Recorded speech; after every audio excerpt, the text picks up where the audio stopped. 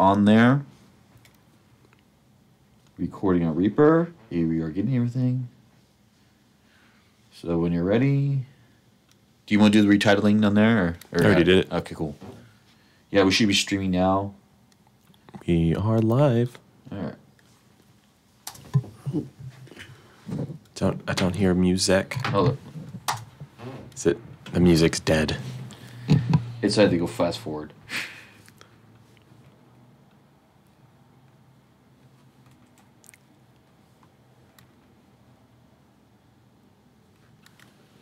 I'm playing music. It's not playing. There it is. Oh, no, it's playing there, but it's not. I think Fuck. you didn't put that part on the board raised up. Yay! 2019 first show, everybody. Yeah, new year, new show. Yeah. Same fuck-ups. Hey, there it is.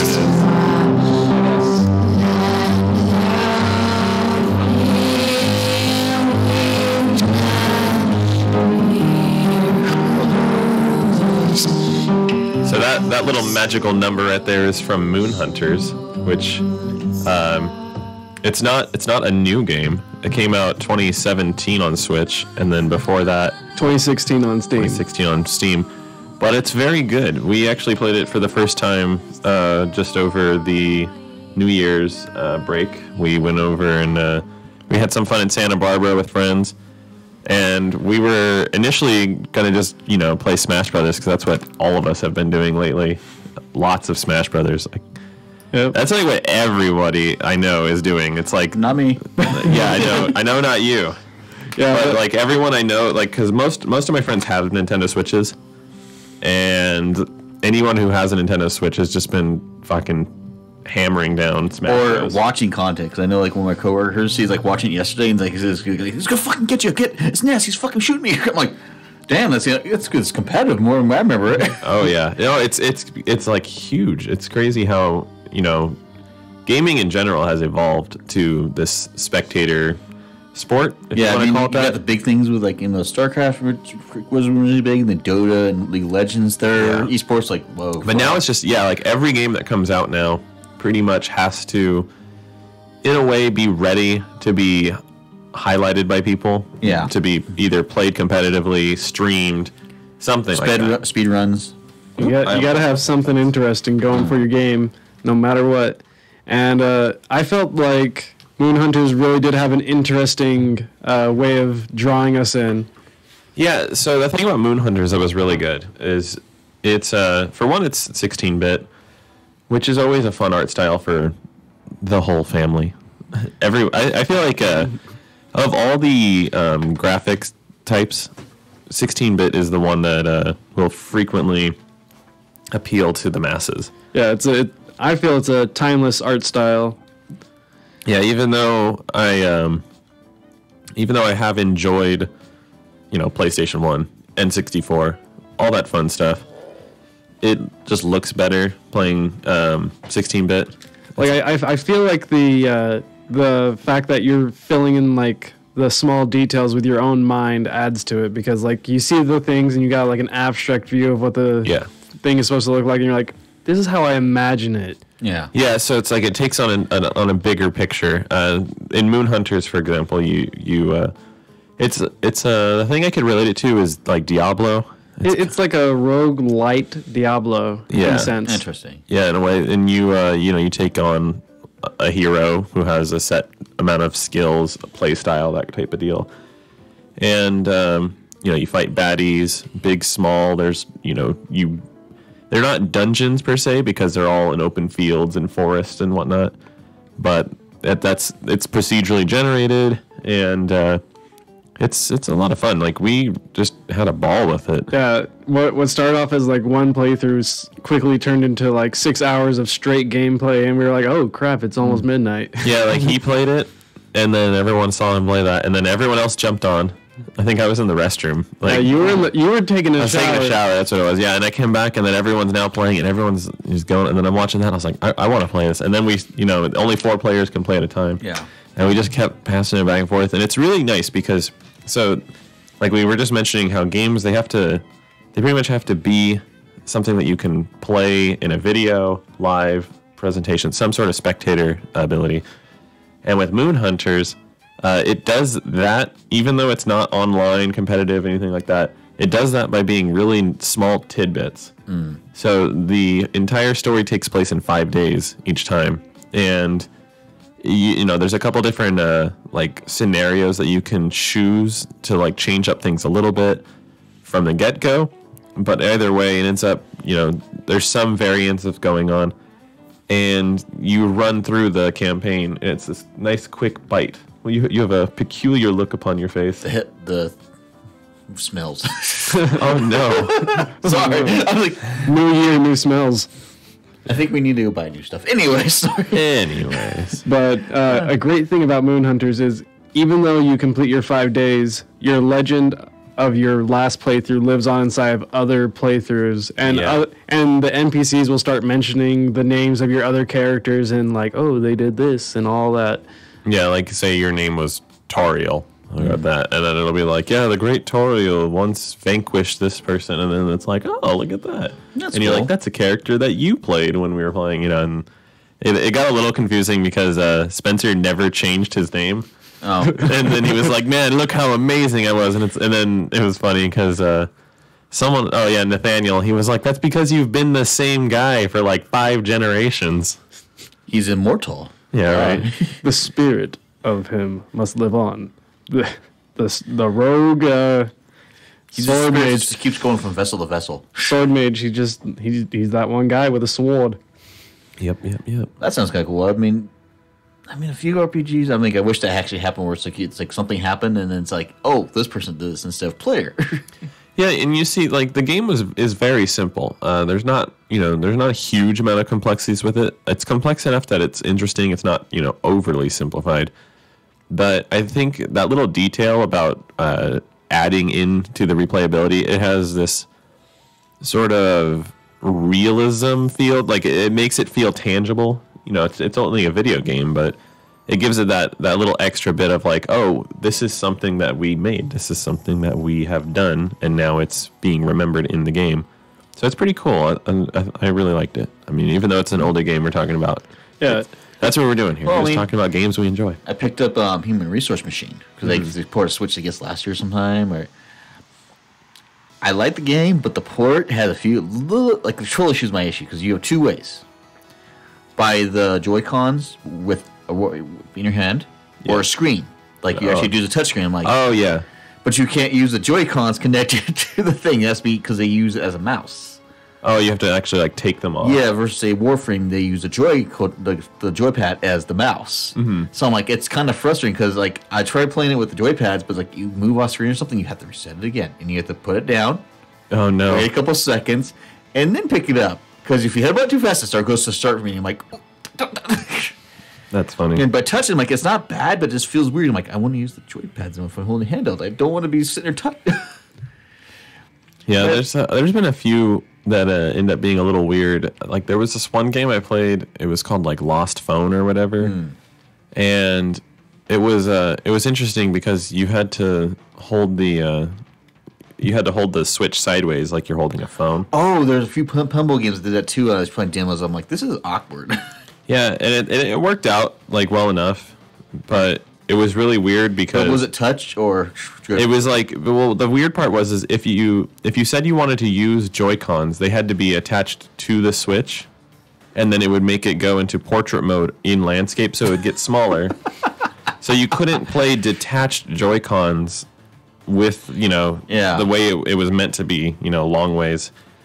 So, but then if you play touchscreen, it would go long ways, but you had to have like.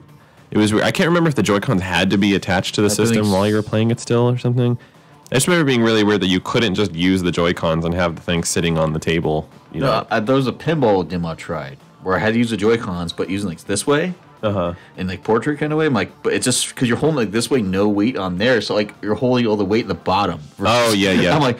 Yeah, it's a little frustrating because then I'm trying to play this, but I'm like, do I tilt it? Yeah, I think I saw the same thing actually. It was the same pinball game, and the demo's free and yet like one level. But I'm like, okay, this is weird. Yeah, it's odd. Actually, speaking about pinball though, that brings me up to a point I wanted to talk about. Was do during one of the weeks when I was gone, I was on a trip to Vegas, and we went to the Pinball Hall of Fame, which I had never been to before.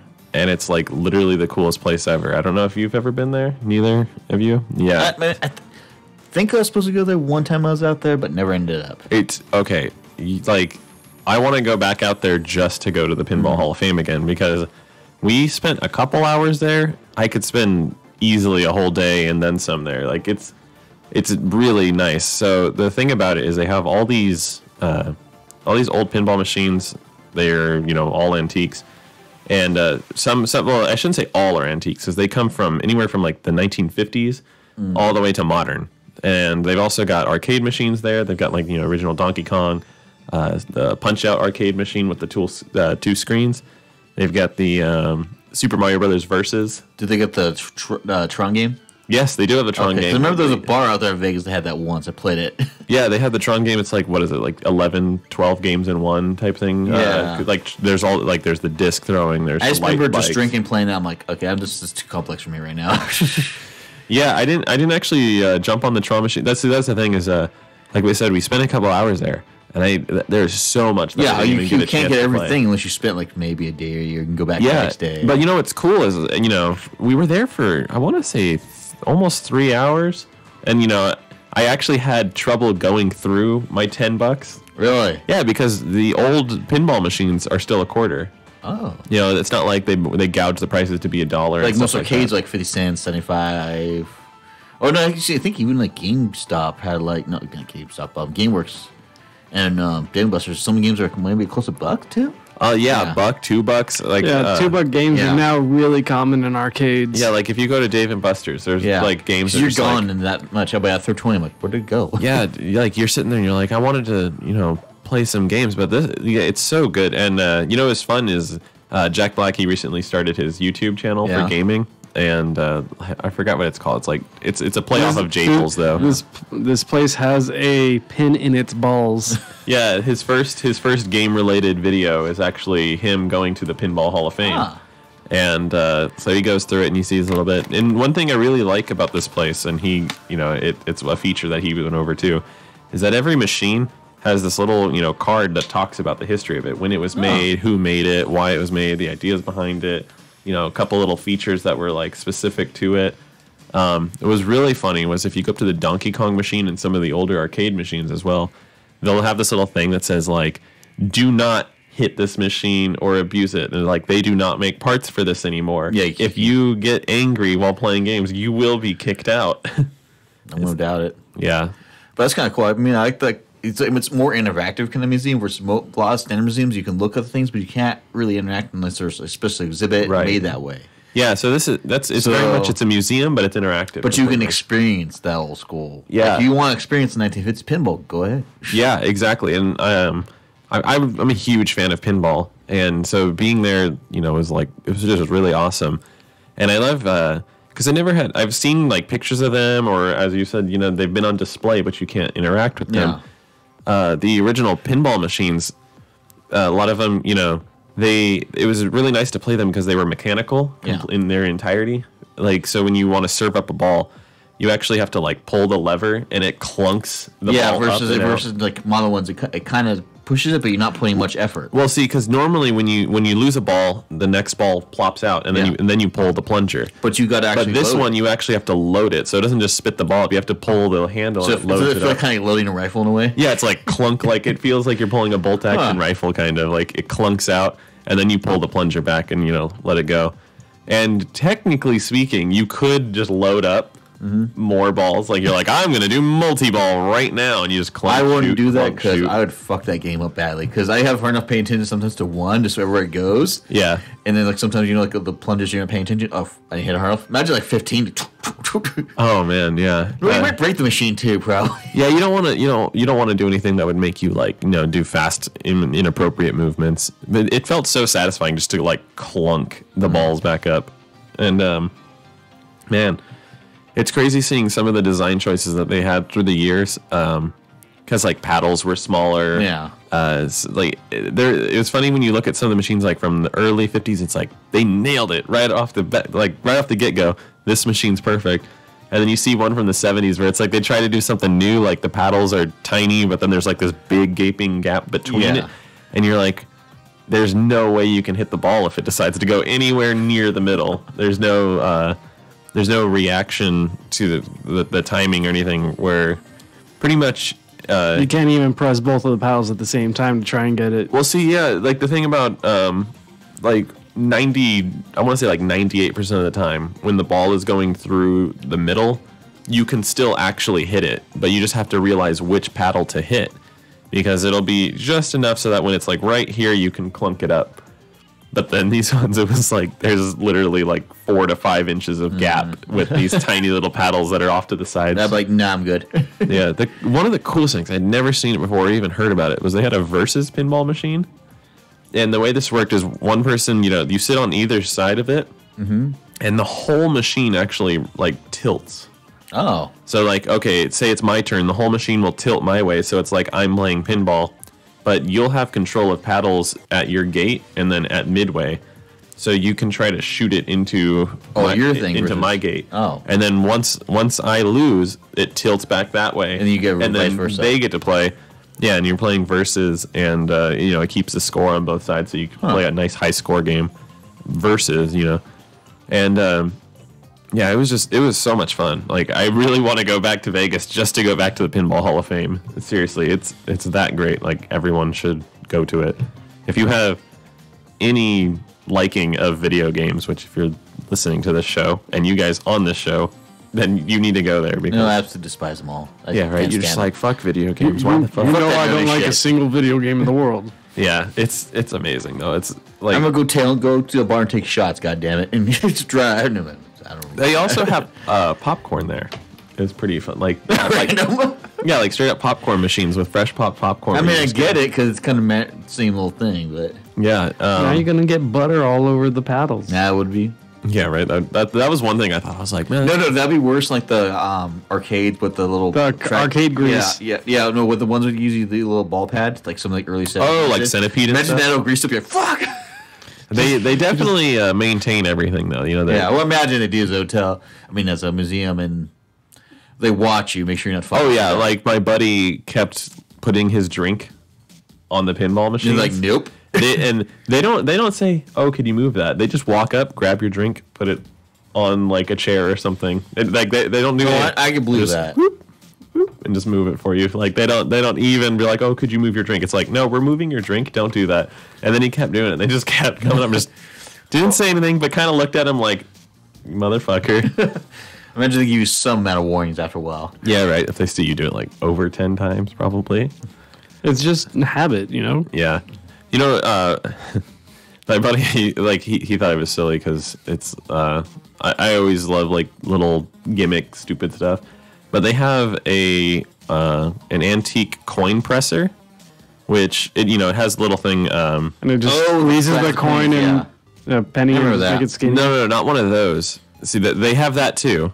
But this I had never seen before. So it's this big crank, and you turn the wheel to the letters, symbols, all that stuff, and then you pull this handle, and you have a very loud clunk, and then you change it, and then so I didn't bring the coin with me, but I made it say like Connor Amaya, PB HF 2018, Pinball Hall of Fame. Yeah. So, and then you clunk, you could do up to like 33 characters. You just make your own little pressed coin. That's cool. And then you click it out. It's made of aluminum. Yeah. So it's like, that's how the machine's actually able to press it.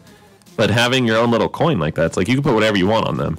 So it was pretty cool. I really liked it. Like, and just seeing it, because it wasn't, a new machine or anything. It was actually an antique. Like this thing, I think it said it was from the 1930s. So it was impressive seeing that. And then they had these old like flip book things, where you put your eyes in it. Yeah. And you go deep down, like if you've ever like played... in Disneyland? Yeah. The little... Yeah, and it's like little flip books. So like if you've ever played BioShock Infinite. Yeah, I know that. Yeah. Yeah, it was so cool. Everything in there, like I just couldn't get enough of it. It's amazing. Did you guys do any fun things while I was in Vegas? No, but the week after there's a pub crawl. How was the pub crawl? Pretty cool. Oh yeah, we're doing a fourth one this year. There's also gonna be a pirate one, and I think a cosplay one.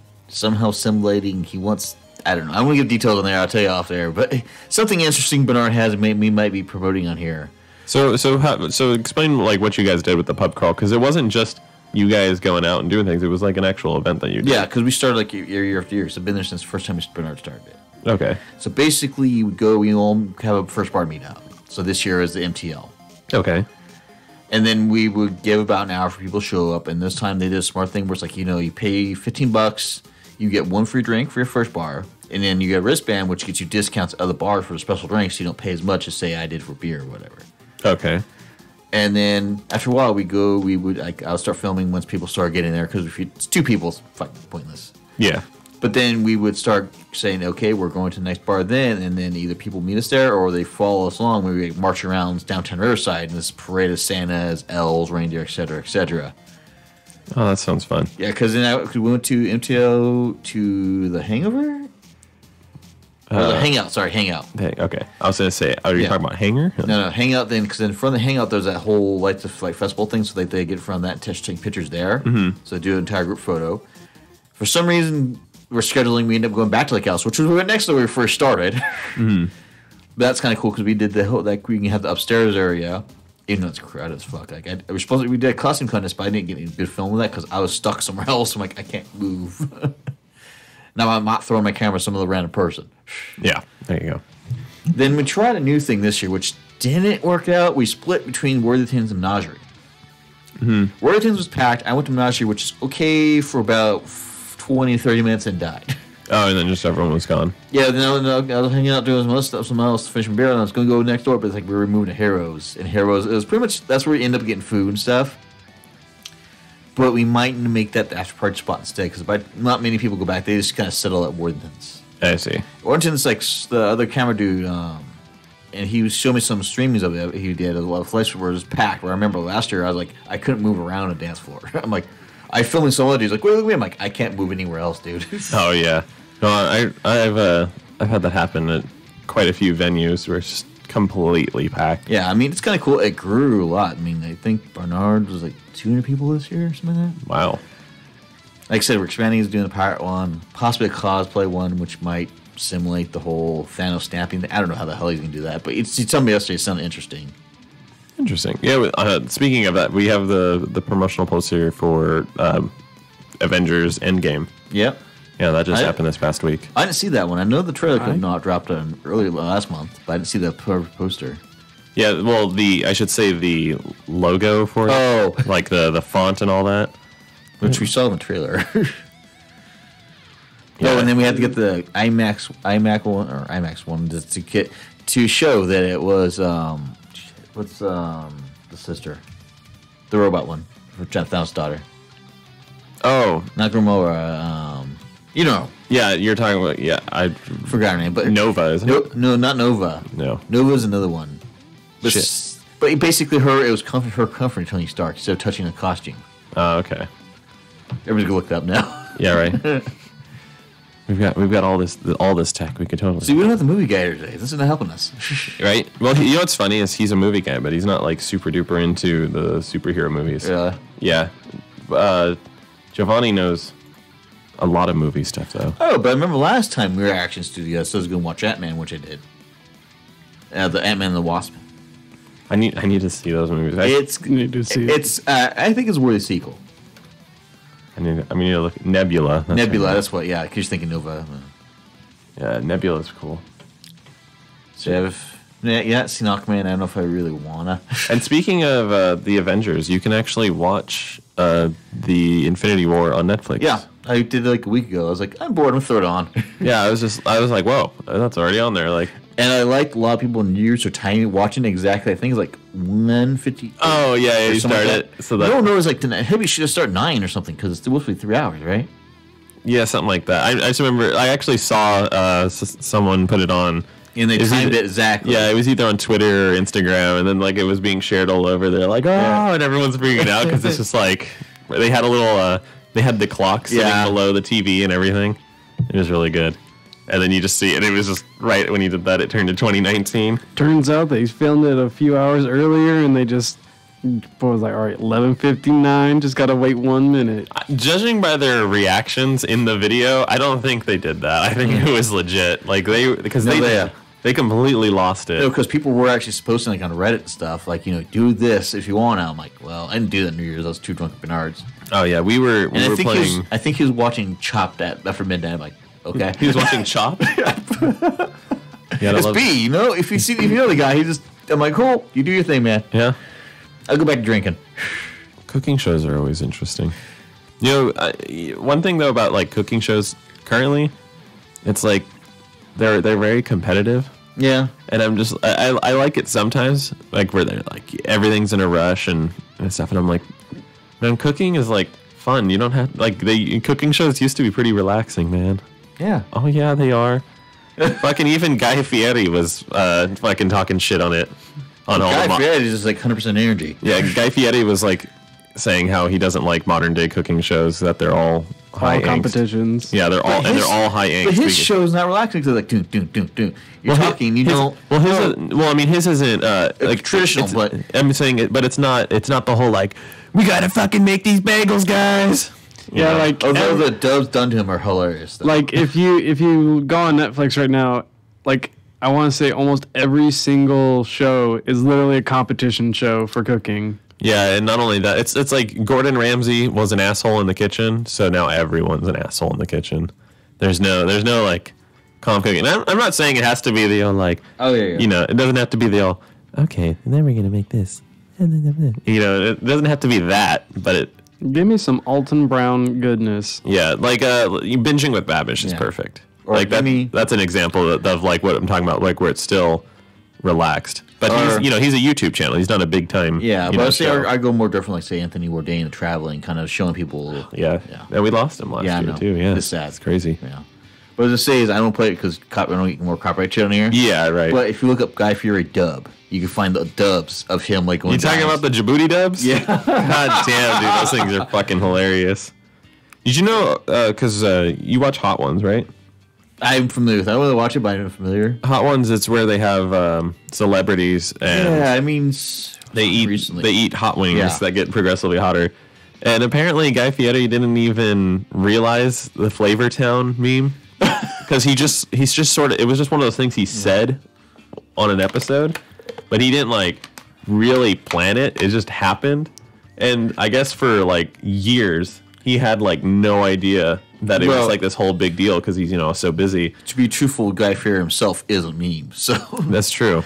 But it's just funny, like when you hear him talking about it, and he's saying how he's like, yeah, someone was like, handing him something that said Flavor Town or whatever, and he just didn't even really like acknowledge it. Yeah, and he was like, what is it? And then the guy's like, that's what you said. And he's like, what? And he's like, I did? Oh.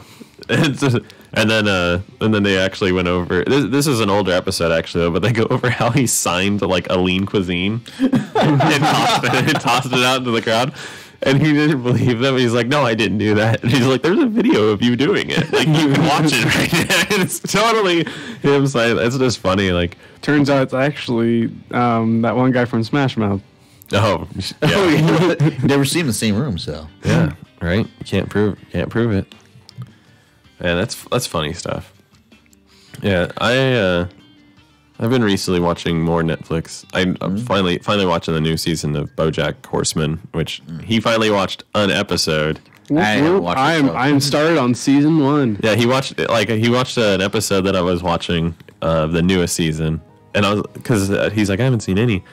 And I was like, okay, well, we're going to do that thing where you end up seeing one episode randomly from like the current era. You're like, what's going on? Without any context. And then it was a prequel episode, so it just said, all right, time to go. It was a hybrid episode. It was both a prequel and current. Yeah. Because it was like relapsing on stuff that you had. The cool thing, too, is it wasn't rehashing what we've already seen in the series. It was stuff that was all new as well as new. Like, it was a mix. It was all new. But it was like a flashback as well, so it was cool. It was actually a really perfect episode for someone who's never seen the show to just jump in on. I just don't see it. So have you ever watched that show? No. Oh, it's good. I really like it. It's really depressing though. It's one of those shows that makes you just go, oh man, I'm gonna go down a bottle of booze now. it's been a while, but I think it's time for our favorite segment ever. How awesome is Bethesda? Oh, what the fuck, Bethesda? The heavens opened and Bethesda gave us what gift this time? Yeah. This week in. Well, what did Bethesda do this time? Well, the funny thing is we haven't been here. Like, we haven't gotten together in a few weeks. And it's been what? And they fucked up like every week. Yeah, every week they have fucked up another time. I think like last time was what, 2 weeks ago. Me and Spencer were here, and we covered something slight, but it wasn't big. Did you guys talk about the Nuka-Cola Dark Rum? No, what happened a little week after? No, exactly. that happened like right when we were like, oh man, the show finished, and then we've heard about it. Yeah, so I actually ordered it. Yeah, you know, I had it pre-ordered and stuff. I've returned it. Good. Full refund. Even the shipping they refunded. Oh really? Yeah, because it was $80. Because you physically have it. Yeah. I opened up the package and I was like, the fuck? Like, I just saw this big old plastic honking bottle. You didn't even watch the video that they showed beforehand? Yeah, because I remember like us watching, as what I think itself, I was watching it, I'm like, okay, they showed the video, I'm like, yeah, you just fucked yourself. Yeah, it was a basic ass bottle inside of a plastic bottle. Now, where you thought it was actually a bottle. I mean, if that video was never shown, you know how much the rage would have been? Okay, you want to know what, okay, so first of all, yes, it's this big, chunky, cheap, hollow plastic bottle. Because it's feeling plastic and everything. It felt shitty. Like the only way they could have made up for it is if it was a case that you could actually open. Then it might have been kind of neat. It would have been like, okay, this is like you can put shit in here. Sure, because it was the way they sealed it. No, but it's actually a hard, chunky plastic thing wrapped around a regular old run-of-the-mill bottle, and I didn't open it. That's how I pretty much got my refund completely. Yeah, because like some people open and like they can. I opened the box, but I didn't open the bottle. They took the cap off. They realized you can leak inside the plastic between the bottle. Not just that, but it's actually impossible to pour properly. Like, so if you go to pour it, you're going to spill every single time, because what happened was they didn't put any sort of like bubbling on the rim of the bottle. It's flush with the plastic. So you've got about an inch, maybe 3/4 of an inch of just area. So when you go to pour it in a glass, that's a double face palm. Just spreads. It wicks to the plastic. It goes between the plastic and the bottle. I was watching videos of people like doing this, and it wicks, and then it does that really shitty thing where it like climbs up the bottle.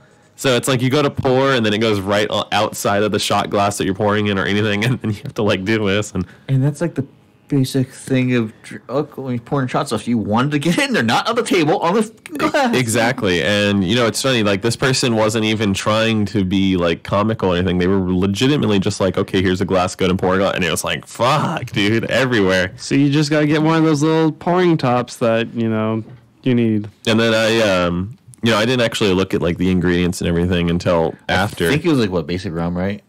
So it's funny is they call it Nuka Dark Rum. And dark rums, are dark because they are aged in barrels for a very long time. They take on the essence of the wooden barrels, usually oak. Yeah, it's usually oak. And they fire the barrels, like they actually hold heat up to it so that it puts a char, and then that soaks into the rum. And you do that for long enough, and it that char becomes sweet and everything. And the molasses starts to get aged and dark. And that's how you get dark rum. Well, this uses caramel coloring. Well, I had a feeling it was going to be some kind of... And apparently they used vanilla flavors and some other citrusy things. And people are saying that it tastes terrible. Like, it's basically a white rum that's been just caramel color until it's dark enough. It made more sense, but just to make the bottle and have it empty. Yeah, so you want to know what's funny? Is about a month before it actually shipped, because I got this email and I saw that they were like, oh, it's taking time because it's not up to Fallout standards. That's what they said. Those are the words they used. And apparently when they were after this whole fucking dumpster fire of a shit show happened, they were like, oh yeah, well, we were gonna make it glass, but like this was more expensive. And I was like, okay, so either they're outright lying, and it is more expensive to make glass bottles, or they're just so jaded stupid that they didn't even think that people actually wanted glass. Like, why would they want this plasticky bulk wrap? Like, So they're either dumb or liars. Like, there's only two routes on that one, and it just doesn't make any sense. Have you played the games? Yeah, Have right. you seen where they've gone in the past month? Oh yeah, it's Fallout standards, all right. I mean, It's Fallout 76 standards to the T. it's the present day, yeah. And it continues with the news this week. Yeah, Y2K Fallout 76 edition. Because Yeah. So here's my theory. What happened at the Bethesda studio when they designed the timers for the nuke silos is they put it inside of a European timeline so that it reads year, month, day. Okay. But the server runs on an American style time thing, so it goes day, month, year. And because of that, when the year flipped, it basically said, "Whoa, you just accelerated so much." I want to point out something real quick. You fucked up on both of those. Did I? Yeah. Well, first of all, you're American, so you should know it's month, day, year. And then in Europe, it's day, month, year. Oh. Year first. But you were all like, in Europe, it's year, day, month. But that's where I think the problem happened. Probably. I just find it fascinating. Like, you just recreated the whole. I actually watched a YouTube video about the Y2K thing, just because it's been a long time. Yeah, and it's hilarious. And I did a lot of stuff I didn't know about. All the stuff it actually did stop some things, not 100%, but did stop some things. And Yeah. a lot of it was media hype, but I'm like, you just recreated that. That's fascinating in a way. Yeah, exactly. And if you think about It fucks over players. we're almost we're 19 years. We just hit 19 years since the Y2K. So But it's just fascinating. I'm like, it's been 19 years, and the video game company just somehow did it. I want to give them benefit of the doubt by mistake, But yeah, that's my theory is that they had a difference between the server's reading of time and the programmed time that is inside the game. So it just thought, whoa, you just changed the clock completely, and now it froze up. No, then it just said, oh, so because you changed the clock, we're going to lock everything out like you tried to cheat.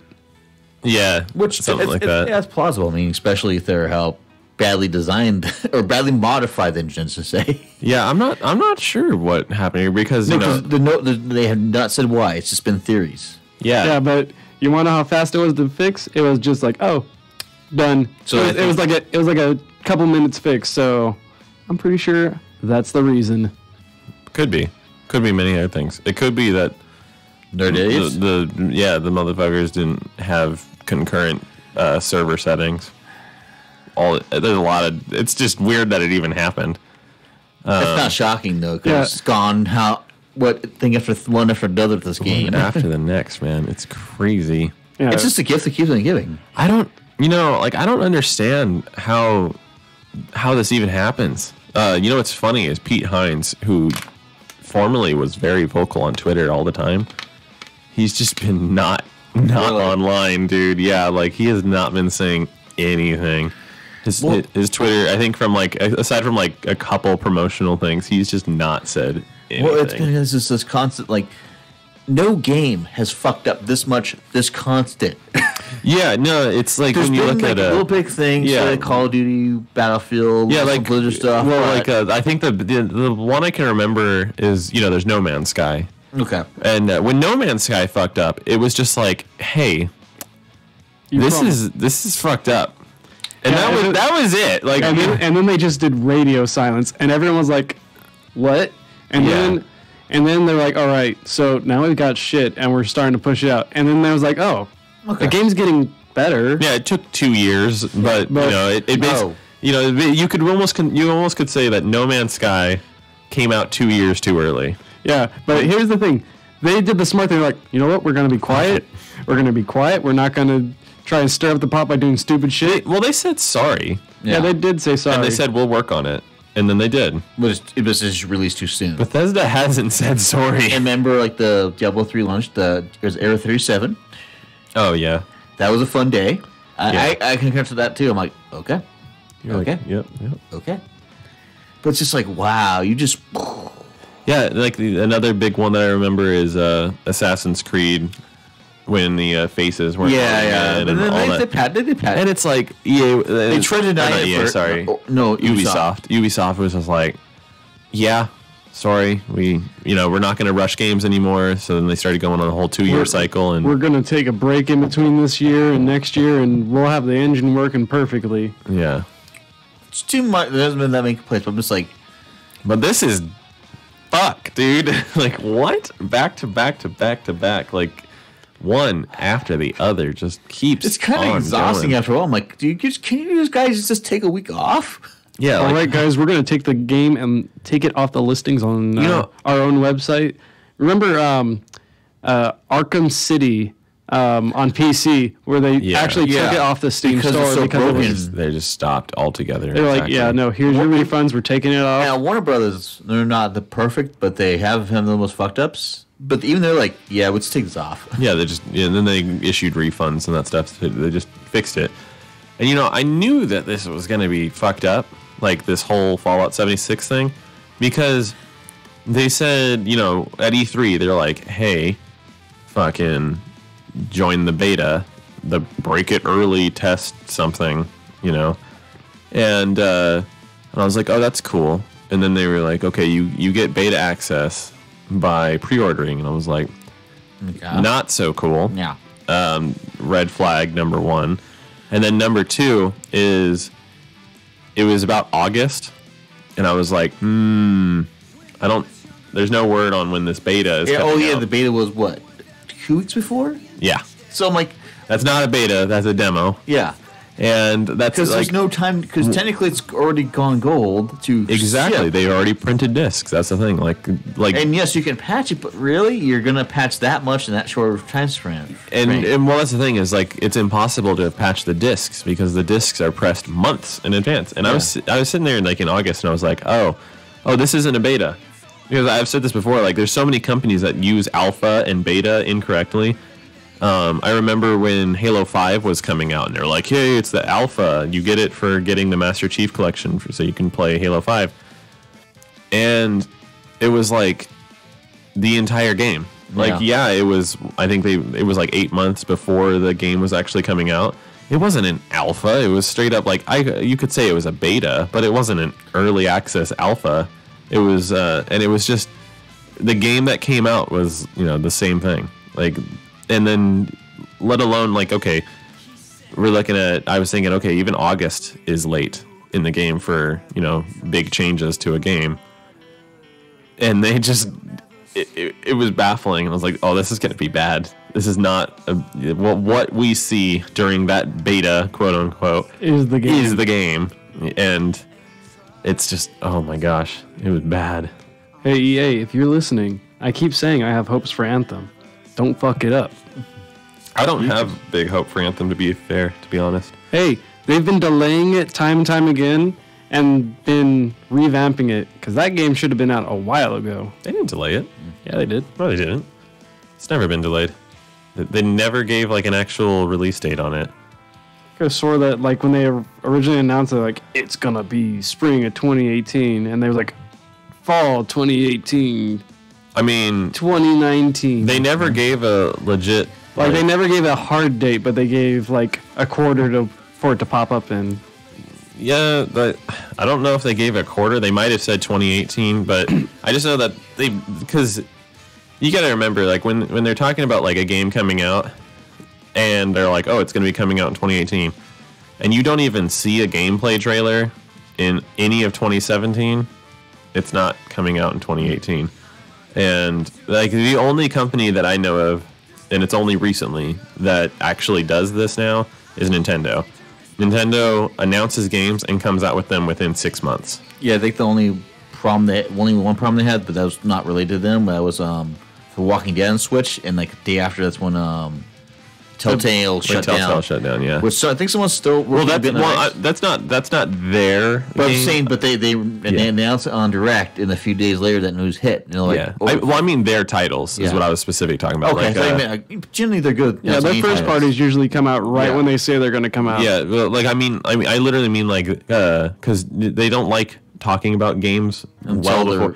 Yeah, because they have, like Metroid Prime 4 and Fire Emblem are two examples of when they said it, and it's like, where are these games? And it's like, and the same thing happened with Yoshi's cardboard thingy.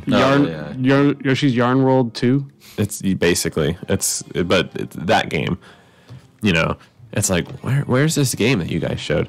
But then ever since then, you know, when people complained and when they started showing games off, it was like they showed Super Mario Odyssey when the Switch was announced. The Switch released in March, and then we got Mario Odyssey within 6 months of release. And then Breath of the Wild was a day one launch. Yeah, because they also want to space it out, so you know these two big games. Because since the Littlest launch tale was a little bit weak at first, and then it picked up after about 6 months. So yeah, right. I can remember when they first had that little Fire Emblem treehouse thing. I was like, oh yeah, we have Fire Emblem Heroes coming on mobile.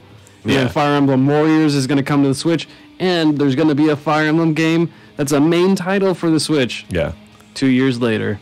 Yeah, and I mean, like if you look at Splatoon 2, they were like Splatoon 2's coming, and it came out within 6 months, and then they're like, you know, the most recent one is Animal Crossing, which they announced in October. Oh, and they're having you can pre-purchase new Super Mario U Switch, I think. Yeah. Well, that's coming out an email like this month. Yeah, but I got an email like a day or two ago. Yeah, that's coming out this month, and then they announced it in October. Yeah. And then when Animal Crossing was announced, they were like 2019. And it's like, well, shit. And if they follow the trend of where it's like within 6 months and stuff, we should actually end up seeing it by June. Same thing happened with Smash Brothers. We got the teaser with the Inkling, which so many people were going crazy for. Yeah, like you got the Inkling looking up at the Smash Ball, and then we got it within the same year. It was from announcement to release. Yeah, it was actually December. It came out December 7th. Yeah. So E3 time. Oh, that's right, because we talked about the story of the someone drew the logo and they thought it was a shooter. Yeah.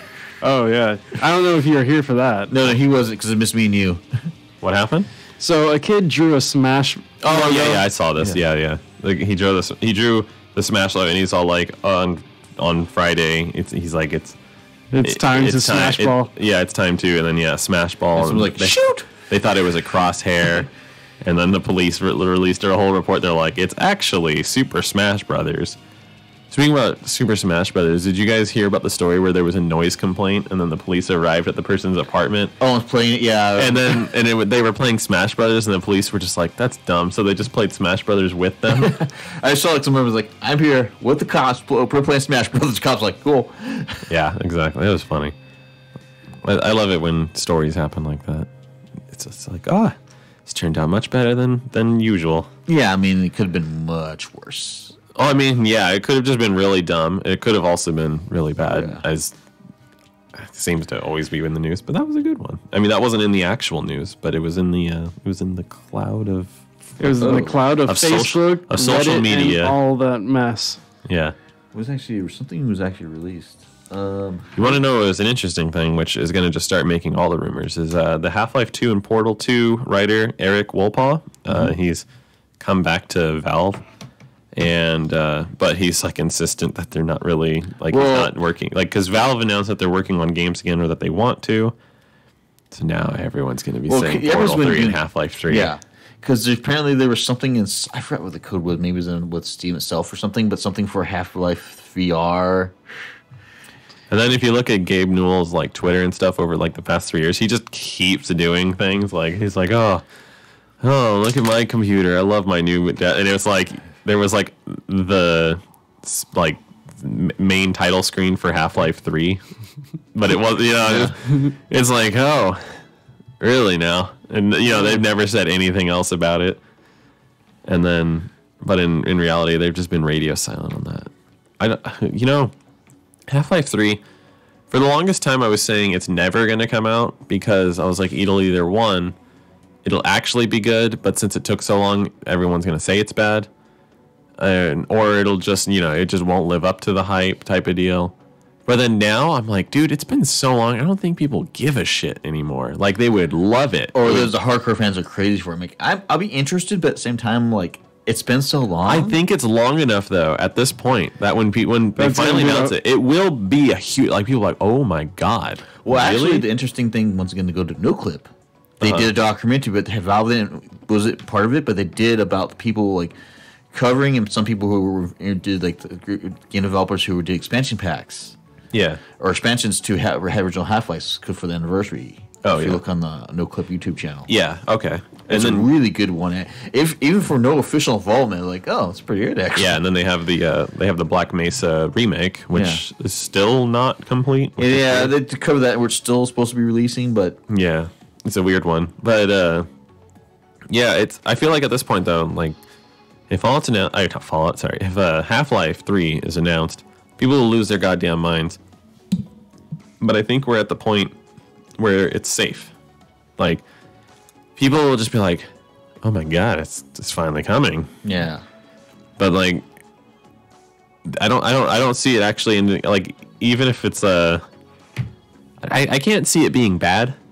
I just imagine the hype is hard to match. Yeah, with I Half-Life just 2. like, I'm just wondering like how, because it's like, how would the hype train work, especially when you look at what Sony has been doing with hype trains and just fucking ruining them for years. Like, they had The Last Guardian, and then, The Last Guardian came out, and like a lot of people were just like, it's all right, but no one was really mad about it. Yeah. They're just kind of like, yeah, it's out. There it is. That's The Last Guardian. And then if you look at fucking, if you look at other things like Kingdom Hearts, it's like, yeah, that's been a long time. And it's coming out. Yeah. And it doesn't, but it's like, I don't see people jonesing about it.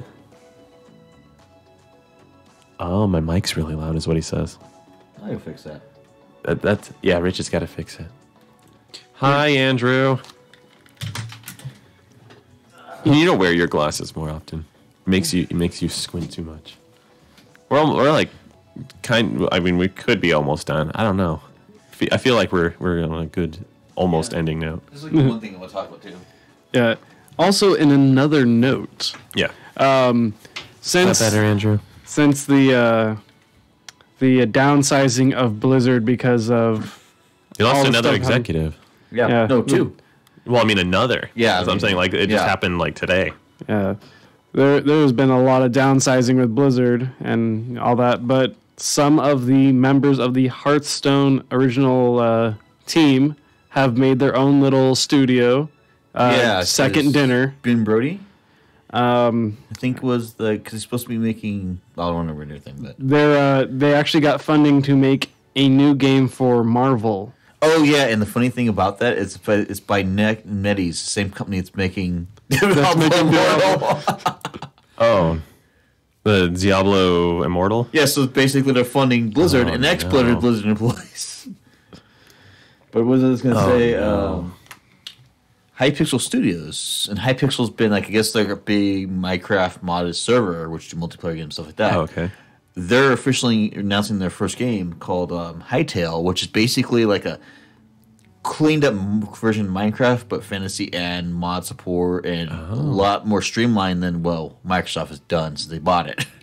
Yeah, my buddy and I, because we are big Minecraft fans, and as funny and basic as that sounds, and they announced the super duper graphics update back in 2016, 2015 even, maybe. I'm not exactly sure. It's been a while. But it's just been radio silence. Like, it hasn't come out. But, they did the Better Together update, though, in the meantime. And they had the Switch port. Yeah. And they had the Aquatic update, which was huge. Like, they totally changed everything about the water in Minecraft. But it's like, it's just weird how slow this is happening, And, this has been, this is not a big studio. This is a bunch of people online who create their own studio. And, watch a Hytale trailer. It's like, you still tell some is, made up for the trailer.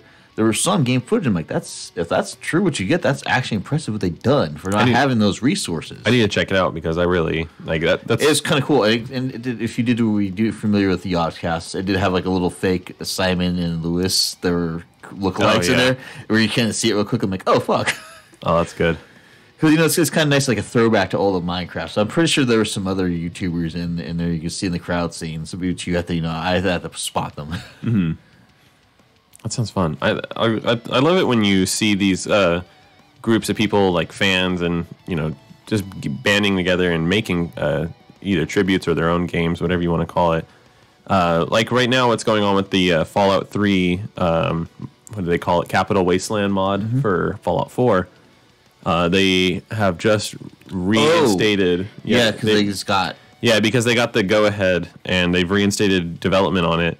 They're, making Fallout 3 in the Fallout 4 engine. The only stipulation Bethesda is actually saying it. Yeah, They said that you can do it, but there's only one catch. You can't use the original audio files. that's fair enough. Yeah. So they decide, okay, we'll record all of it ourselves. Yeah, they're re-recording the dialogue and stuff, That's fair. Which is cool because the dialogue in Fallout 3 isn't the best. It's a bit like I want to hear the remade Tunnel Snakes. It's just We're like the how Tunnel Snakes, yeah. and we rule. And we rule. Yeah, well, it's also they have the traditional fucked up Bethesda way of doing things, where like one guy voices 70 different people. Yeah, like in Skyrim, like I talked to you five. No, That's the same guy. That's him. no, it's even worse. No, it's even worse than Oblivion.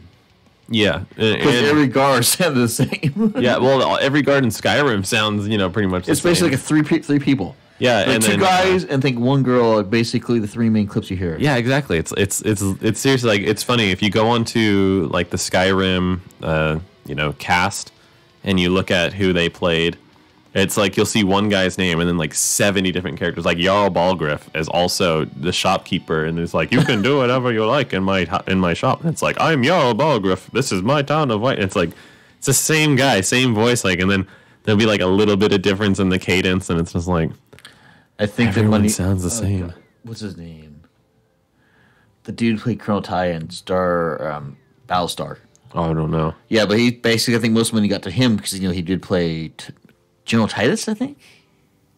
Hold on, let me look that up real quick. I'm not sure. I didn't watch a lot of Battlestar, sadly. Well, I like the remake. It was interesting. I don't have anything against it. I just never watched it. Yeah. I'm just not a huge like I've never actually been huge on TV. Nothing against it. It's just I've always been. Well, it was one of the last good things before sci-fi became sci-fi. Sci-fi. Sci-fi. Just give me a second to look this up. Yeah, go for it. Do you watch TV shows? Not really. Yeah, same thing. Like Game of Thrones is like Game of Thrones. Steven Universe. That's another one I keep up with. I guess I watch a lot of anime. And it's like I guess you can call BoJack, even though it's been a little bit since the new season came out. I just Okay, first it was Michael Hogan. He played Joan Tilius, and I think that's the dude you're talking about. Yeah, and this dude. Yeah, see, there's 3 different guys there, and they play like 30, 40 people. It's insane. And it's totally noticeable, too, while you're playing the game. And what's crazy, too, is they play, like, characters you see a lot. Yeah. Like the other people who play, like, single characters, it's like, okay, they play, like, a character. And then it's like all the shopkeepers sound the same. And they sound like some of the other main characters, like Jarl Balgriff. And some of them are in the DLC, and like the and it just keeps going. And that's how that's like one of the Andrew, who's I think I don't know if he's listening right now. It says the count dropped, but he's done. He actually always talks shit on Bethesda, and he was just like, dude, he's like they're not a good studio, and he's like I don't understand why people like them. And oh man, good IPs. Yeah, and it's just man, they ruined what facade they had left this year. The veil has been lifted. Yeah, in a way, it's like the reverse id.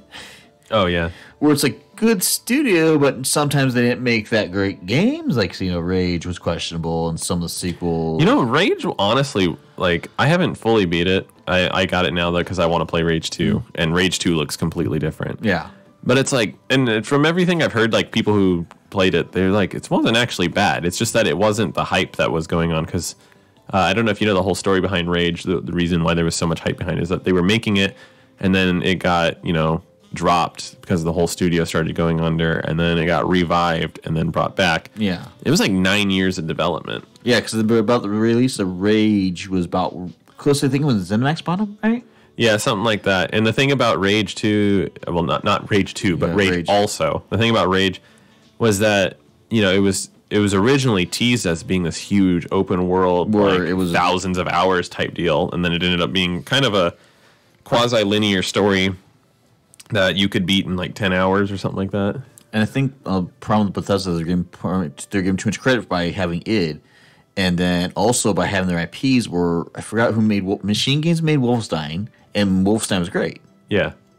Yeah, and then that's the thing is a lot of people went to Bethesda. I'm like, they just gave the IP. Yeah, because people get Bethesda Softworks and Bethesda Studios. Bethesda Studios and then Bethesda Softworks. Like they get them mixed up, and it's like no, one's the publishing, one's the team, and then like you can definitely see the difference because when it's the actual Bethesda team, they they work on their games, but they're still rushed by Bethesda Softworks or whatever the studios, whatever one. And then there's ZeniMax, and it's just like they've completely gone down the shithole. Like they used to be really good, like when you look at, Daggerfall and all that stuff. And they're definitely not looking great anymore. And I hope that doesn't tarnish id, because it seems like you see how id goes about things, and they're just They're really especially solid. since they lost like John Carmack to us, but they restructured. They seem really good, especially with Doom. Yeah. It worked with them. They just. Yeah. Granted, I think Doom's the only IP they actually focus on at the moment. Yeah, well, they did Wolfenstein just earlier this year. No, that's the Machine Games that did Wolfenstein. Didn't they just do the newest one? No, I don't think that's it. Hold up. You gotta double check on that. Well, I know that they own the IP for it, but if they had outsourced either way, we're getting Doom Eternal, and it's like that's what I'm waiting for. And fuck, dude, that game it just keeps looking better and better. Every time I see it, it's just like. They're adding more and more to it, more classic stuff, more new features. I just the one thing we haven't seen is the multiplayer. It's Machine Games made it and it's published by Bethesda, so basically they have no involvement. Yeah, so it's not id. That makes sense though because the story was really short and there wasn't it didn't have the current feel of id. Yeah. So I think id at this point. Well, they're doing is id also Quick Live too. Well, that's actually being handled by Vision, I think it is, some Russian studio. That's why Quake Champions is so shitty right now. I love Quake Champions, like the whole idea behind it and the gameplay, but my God, is it unstable? Like that game, just like the hit detection always fucks up. Every patch introduces new baddies. Okay, Rage 2 is a co-development between id and Avalanche. Okay. That makes sense, because Avalanche did, I think they did another... That's what I was going to say, because I was I know Rage 2 is not fully by id, but I knew that they were touching it. I'm sorry, I'm just looking... You can pretty much at this point say that they're straight up Doom Studio. Yeah. That's going to bring back Commander Keen. Yeah, right? Yeah, they're pretty much... Yeah, the Prince of Doom Studio. Yeah. It's probably for the better. Just let them focus on the one. Focus on what we like. Yeah. Yeah. And I'll be happy. Fuck it. Because I feel like if they had still Wolfenstein, it might be both. Yeah, they'd get muddied and they'd be too busy doing other stuff and splitting their assets. So. Besides, Machine Games have done a great job with it. Yeah. Yeah, they've done good. All right. I think that's a good show. Yeah. Yeah. We can do an hour. That's fine. It's clean. It's good. We don't have to drag it on. At least in 10 minutes where you're like, okay, I'm done. Yeah. I was thinking of going longer, but I kind of have to use the restroom, and I was like, I don't want to take a break and come back. We can just call it done. Yeah.